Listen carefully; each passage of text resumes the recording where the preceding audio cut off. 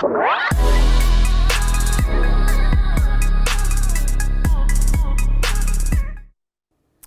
and welcome. You're watching NewsX India A-List in our endeavor to bring forth the stories of some of India's finest and brightest. Today we have put together yet another unmissable telecast with India's Who's Who. We are today being joined by the super talented Sanjana Sanghi, who simply nailed her role in the movie Dhak Dhak. We are also being joined by Aisshwarya Deshmukkh from Bangalore, Karnataka, who has emerged victorious as the recipient of the esteemed Mrs. Asia Pacific Universe 2023 title, marking a significant milestone in her inspiring journey, and with Ashish Maheshwari, the astute Chief Financial Officer of Apollo Health and Lifestyle Limited, a subsidiary of the renowned Apollo Hospitals. The conversation ventured deep into the intricate realms of financial strategy, organizational dynamics, and the evolving landscape of the healthcare industry in India. Have a look. More than just an actor. Most recent release at theatres, Dhak Dhak. Acknowledgement of your instinct, almost, because a film like Dhak Dhak is something that's made with a lot of raw passion and instinct, because it doesn't have any of like the commercial tropes of mainstream Hindi cinema. Wanting to bring about a change in society via her skills. Decided to give voice to many special causes, and this was something you were obviously passionate about before you became an actor as well. Art and social work are both the two ways in which I feel the most content in driving impact, and just recently that's taken a new shape and form when I got appointed by the UNDP as their youth champion. NewsX India A-List proudly recognizes Sanjana Sanghi for excellence in acting. Hello and welcome. I'm Uday Pratap Singh. You're joining us on this special interview on NewsX. We are being joined today by actor Sanjana Sanghi. Sanjana, thank you so much for taking time out and joining us today. Thank you so much, Uday. Thank you for having me. Well, let me begin, Sanjana, by talking to you about your most recent release at theatres, Dhak Dhak. You have got some very good reviews for the film. Overall, critics have appreciated the movie and the performances of all of the actors in it. How do you respond to the reception? I think it's, my response honestly is just, it feels like acknowledgement of your instinct, almost, because a film like Dhak Dhak is something that's made with a lot of raw passion and instinct, because it doesn't have any of like the commercial tropes of mainstream Hindi cinema. So from the time that Taapsee had offered it to me, it never felt like the safer yes. And many people kind of told me that, why don't you go with what's more predictably going to be successful? But now it feels like you just kind of get the kind of confirmation on your gut instinct. But the fact that people are loving it is something that is always the gamble that you take as an actor, which I'm glad has paid off. Right. It's also in a way quite interesting, as the film has 4 heroines as the lead. There's no male lead. You're all also from different ethnicities, different religious backgrounds, different ages. So do you believe it's quite path-breaking in a way, the film? I mean, I hope it has. I still feel like, I'm speaking to you about 4 or 5 days after the film is released, and Dhak Dhak, much like the journey that it was as making the film, it is a journey film, but the journey of the film has just started as well. I feel like its relationship with the audience has just begun.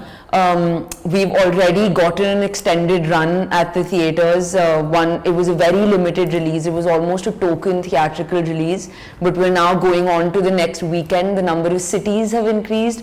So I'm just hoping that it reaches a lot more people, and then we'll be able to see whether it's been path-breaking or not. But I think on an intention level, Tarun, our director and writer, has done an incredible job of trying to ensure that it's as representative as possible, because all 4 of us are playing different age groups. Like you said, we're from different ethnic backgrounds as well, and bringing that diversity is a challenge. So I hope we've been able to do that justice and do that well.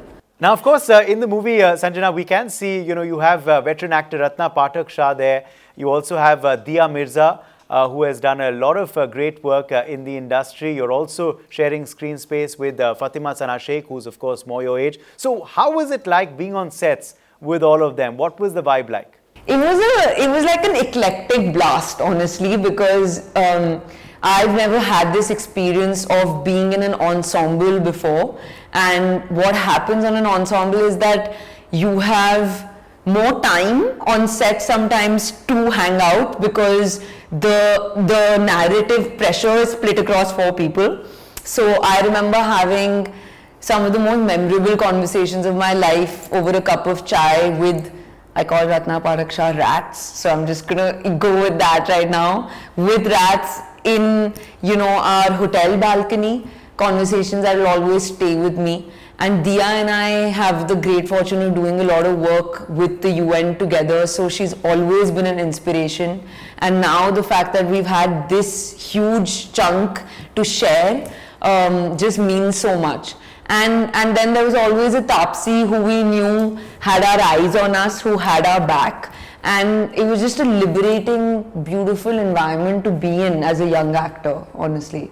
Okay, I also have to ask you now about bike riding, because we can see in the movie, of course, you know, you're riding a bike with Ilan, all 4 of you actually, as you go from Delhi to Khardungla. But you know, just talking now about you in real life, are you a bike rider? Did you know how to ride a bike before the movie?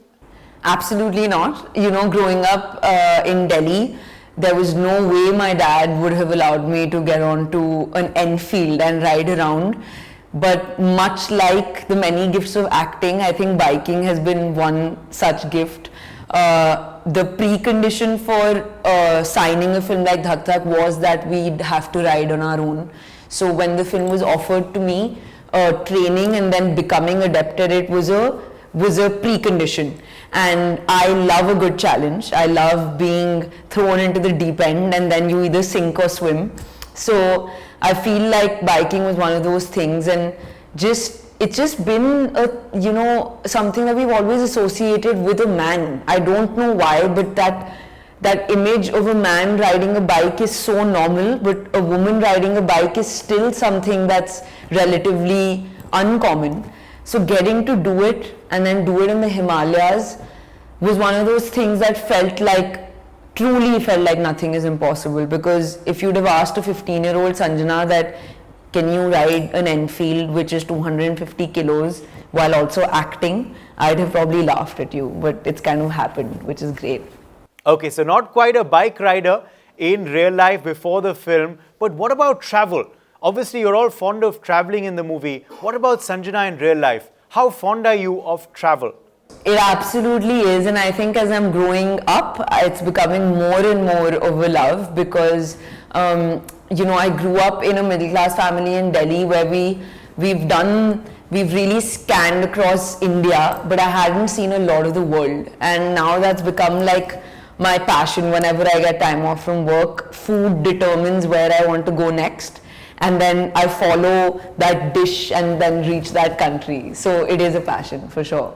Now, Sanjana, you've also, of course, as we see, you know, decided to give voice to many special causes, and this was something you were obviously passionate about before you became an actor as well. You know, the fact that obviously you lent your voice to causes, you supported genuine issues, that's something you've continued to do. In fact, I think on this visit of yours to Delhi as well, you were espousing a very important cause. So how have you balanced, you know, your acting career with also, you know, taking up and speaking up for different causes? I think, Uday, it's been that, you know, that part of me honestly is as big as the actor in me in terms of what makes me feel like springing up from bed every morning. And I've been thinking a lot about what my goal really is in life at a larger level, and I think the goal is to drive impact. And art and social work are both the 2 ways in which I feel the most content in driving impact. And just recently that's taken a new shape and form when I got appointed by the UNDP as their youth champion. I think that for me was a real coming full circle, because the 10 years that I've put into the field of social work kind of, it's like a seal and stamp. And now with this position, I'm getting to do a lot more and drive a lot more impact, and it feels really fulfilling. Okay, so, this is, of course, a very different film. You've done action in the past. There's also a movie, with Pankaj Tripathi reportedly, which is a father-daughter relationship. So clearly diverse genres that you're taking up, Sanjana. What determines your choice of films? What goes into your mind when you decide to say either yes or no to a project?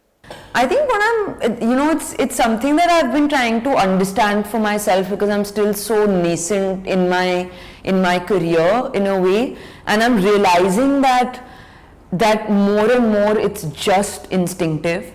The fact that no genre has been the same hasn't been a calculated decision. I think there's an instinct in me that says don't repeat yourself, and so I tend to say no to the things where I feel like I've already had this experience before.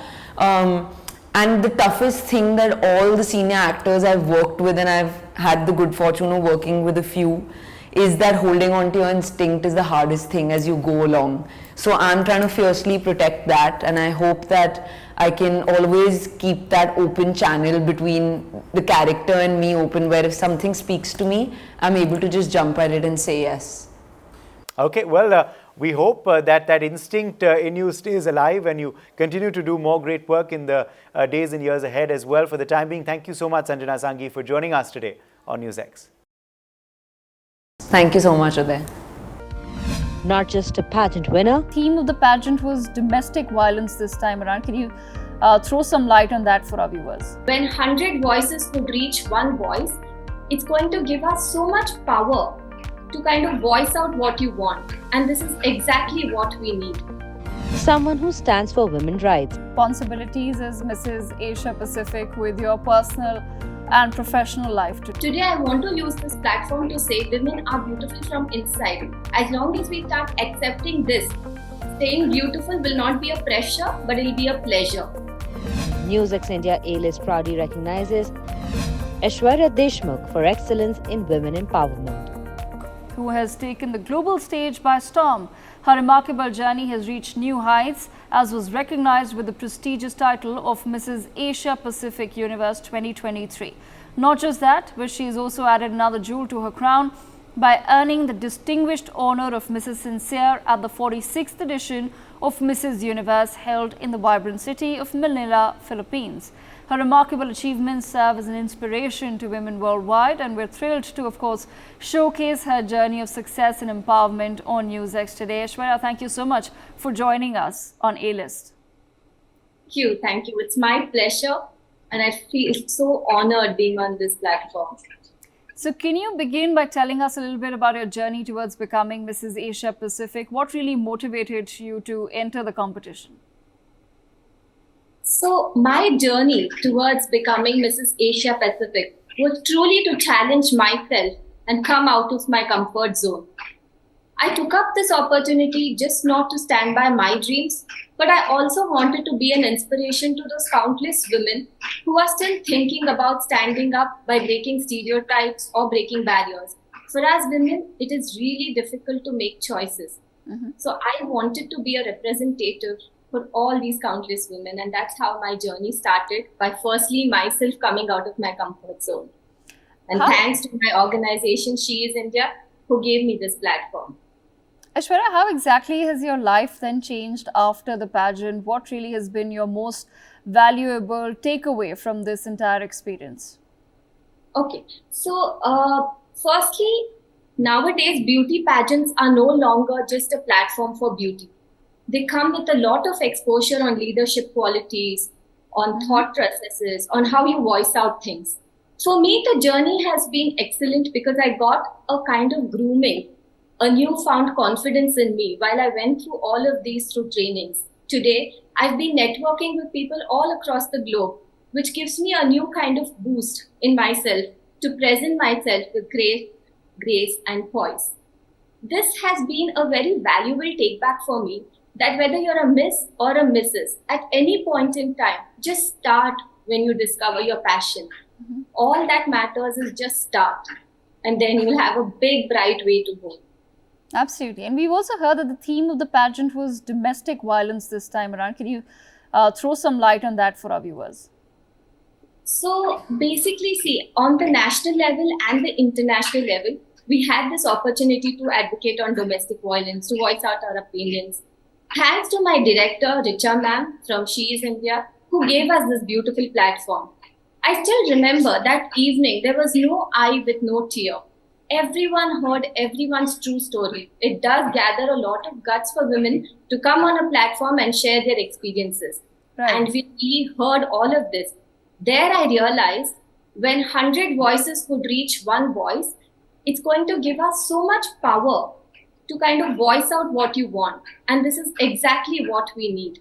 We need to voice out our opinions and stand straight for it. How do you balance, Aishwarya, your responsibilities as Mrs. Asia Pacific with your personal and professional life today, given that you're also a working woman? So for me, it's a very thin line of difference. To be very frank, back home in my personal life, from my 2-year-old daughter to my in-laws and parents, all of them are empowering me as a woman to do better in my professional life. As my son, who's just 8 years old, tells me, Mama, life is just a journey. You're already my queen. Just enjoy it. And my husband has set a new quote in the society which says, behind every successful woman, there's a strong man standing behind. Similarly, with my professional life, I've made deep-rooted connects with my colleagues, with my mentors, where we uplift each other mentally and emotionally. Thus, our results follow positively, whether it's professionally or personally. I feel they go hand in hand as long as you exhibit your positivity everywhere. And Aishwarya, how do you now plan to use your platform to advocate for important causes or issues in your community and maybe beyond as well? Thank you for this beautiful question, because I really wanted to answer this question. With the fire in me and the power of my crown, I want to be limitless with my experiences. I've always seen a great agenda on physical well-being, wherein mental health is always an afterthought. This is exactly what I want to advocate. Mental health should be given a lot of importance. I would like to be that mind coach for all those people who feel the need, and mental health should be on priority. We must try and make sure that mental health comes in one of the basic screenings that we do every year. So my advocacy for this platform would be, I would like to uphold the entire cause of mental health and how important it is. Absolutely. And at the same time, Aishwarya, what do you believe are the biggest challenges facing women today, and how do you plan to address them? So see, there are many challenges women face, but just to highlight two important ones. I feel it's about your beauty, it's about how you look. Many women have a kind of insecurity on the way they look, plus the financial dependency. The way we look is not exactly our insecurity, but it's the way it has been portrayed by societal beauty standards. Today, I want to use this platform to say women are beautiful from inside. As long as we start accepting this, staying beautiful will not be a pressure, but it'll be a pleasure. Today, I want all the women out there to embrace what they are. Just love yourself for the very who you are. Just come out with your vibrance, your radiance, and give it your best. And when it comes to financial dependency, yes, I really advocate every woman should have her own financial independence so that she doesn't feel helpless at a later stage of life. It could be anything, but just a little financial independence. So my major cause would be to advocate, women should accept, embrace their beauty the way they are with some financial independence. Absolutely. Aishwarya, before we let you go, what advice do you have for young women who aspire to make a positive impact within their communities and beyond? A very important question. So according to the latest McKinsey report, they say India is the youngest country and will continue to be till 2050. So for all the women, basically the younger generations to come, what I would like to say is learn from your past, navigate your present, and then shape your future. Do not be scared of failures. Failures must happen. It's that time when you change or transform your setbacks into opportunities. Be brave, be bold when you're facing your failure, so that You create a new destiny for yourself and rewrite your own narration for the future. Be brave and be bold, be beautiful. There is one quote which says, कहीं पहुंचने के लिए कहीं से बाहर आना बहुत जरूरी है. Always remember that. Well, Aishwarya, thank you so much. That's a lovely note to end this conversation with Aisshwarya Deshmukkh joining us on NewsX India A-List. Thank you. Revolutionizing healthcare with innovation and compassion. Apollo Health and Lifestyle Limited, if we were to ask you as an organization. Whether it's women and child, whether it's dialysis, in diagnostics and in different spaces, and over the period of last almost many years, we have treated more than 20 million patients with 5,500 plus doctors. Using finance as the backbone of healthcare. Finance function and business coexist. In case if finance can become a real business partner to the business and use their theoretical concepts to make sure that the business moves to a next level, that's how they can coexist and that's how they can converge. NewsX India A-List proudly recognizes Ashish Maheshwari for excellence in business. Hello and welcome. You're watching NewsX A-List. I'm Uday Pratap Singh. Joining us today for a special interview is Ashish Maheshwari. He is the Chief Financial Officer of Apollo Health and Lifestyle Limited, which is a subsidiary of Apollo Hospitals. Ashish, welcome. Thank you so much for being with us today. Thank you. Thank you, Uday, for inviting me. Pleasure to be here. Ashish, let me begin by asking you to give a brief account for our viewers of your background and also your professional experiences. So, I am a qualified chartered accountant, company secretary, cost and works accountant, and also an MBA. So I spent almost like 2 decades in the industry. I started with private practice for almost 4 years, and then I moved to the industry in different companies, ABB, Aetna, and now with Apollo, in India and outside India. In India, in different geographies, and outside India in Dubai and Europe and Switzerland, and also in States. Okay. How would you define Apollo Health and Lifestyle Limited if we were to ask you as an organization? So, Apollo Health and Lifestyle Limited is a subsidiary of Apollo Hospitals. And while it is a subsidiary, it's a separate legal entity having its own management team and management structure. We operate in primary healthcare and we want to make the lives in India healthier. So, as in order to do that, we try to bring tertiary care closer to your homes. While I say that, we operate in different formats, whether it's women and child, whether it's dialysis, in diagnostics, and in different spaces. And over the period of last almost many years, we have treated more than 20 million patients with 5,500 plus doctors. Okay, now let's talk about your role, Ashish. As the CFO, what are the key evaluation factors that you consider while determining the profitability of any investment? Well, that's an important question, and I consider a host of factors, more qualitative and quantitative both. In the qualitative factors, I try and make sure that while I'm evaluating the investment, I try to see whether the overall strategic landscape is matching with what I'm trying to achieve. Whether the kind of pin codes, as an example, pin codes where Apollo wants to penetrate, we are actually present there. If not, should we want to go there, and then see whether the customer patterns and the kind of pricing power is commensurate and linked to what we want to achieve. And in the financial quantitative factors, we look at the, of course, return on investment, payback period, NPV, we look at the order backlog, we look at the profitability, because what we want to eventually achieve is that we want clinical excellence, and along with doing the clinical excellence, we want to make people healthy, and then we want to have a profitable investment and a profitable growth in India. Right. Now, you've worked in different industries, Ashish, and sectors. Is it really a difficult terrain while moving industries, and how do you align? Fundamentally, it's not a difficult terrain, and you can align into different sectors provided you get your fundamentals right, you get your overall technical expertise right, because once you have all those buckets, then as soon as you move into different industries and sectors, only the various attributes of the business dynamics changes.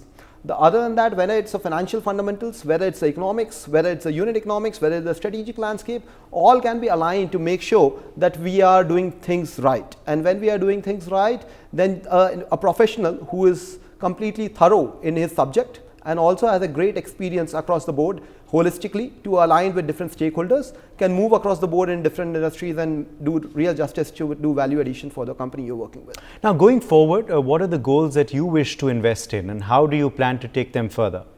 So my goals are segregated into two parts. One is of course professional goals and one is the personal goals. Professionally, I want to make sure that Apollo as the market leader continues to do the things the way we have done so far in order to increase and improve patient outcomes. Clinically, we want to be the market leader. We want to innovate in this country. We want to also give examples of how as a brand we can make lives healthier across the board.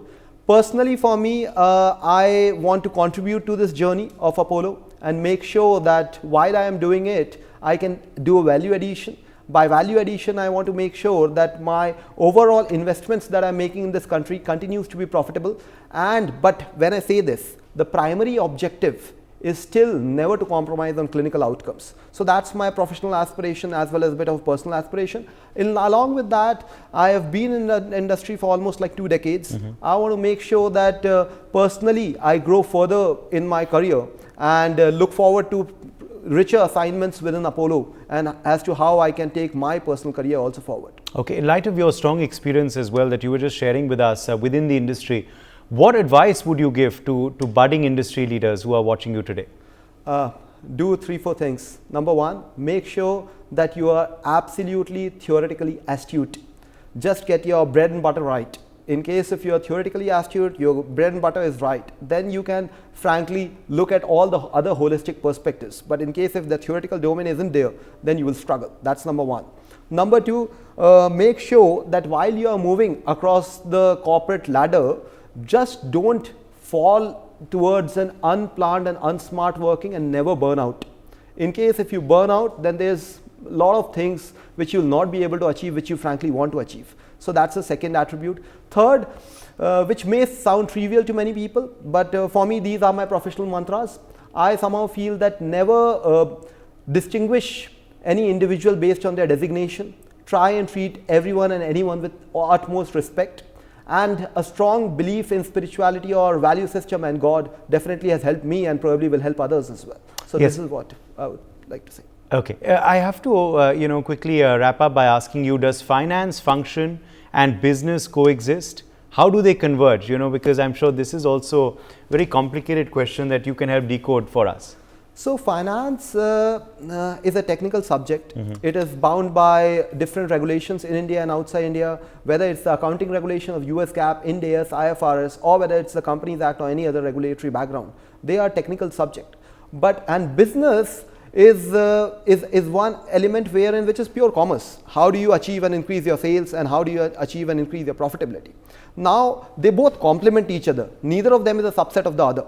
In case if finance can become a real business partner to the business and use their theoretical concepts to make sure that the business moves to a next level, that's how they can coexist and that's how they can converge. Okay, well, thank you so much, Ashish, for being with us today on NewsX and talking about your journey and wishing you and the company all the very best in the days ahead. Thanks a lot for calling me here. I hope I was able to do some justice to all the viewers and all the budding professionals. I hope they got some piece of what I have gone through in terms of my success mantra. I would just like to end it by saying that success isn't final and failure isn't fatal. It's success isn't final and failure isn't fatal. It's the courage to continue that counts. Thank you, Ashish, once again for being with us. Thank you.